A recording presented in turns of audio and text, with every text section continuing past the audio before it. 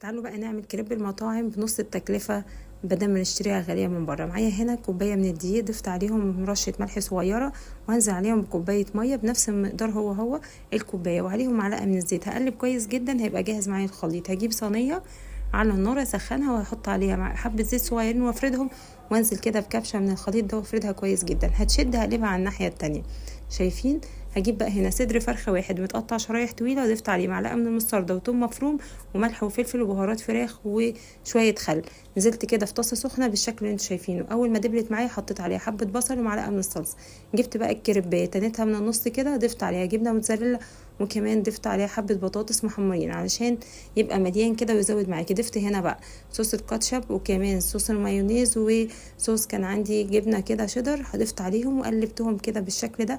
وهتسيب الكريب شويه لغايه اما يحمص معاكي يبقى زي بتاع الجاهز بالظبط. شايفه الحشوه من جوه؟ اتمنى انتوا تجربوا الوصفه دي وتعجبكم.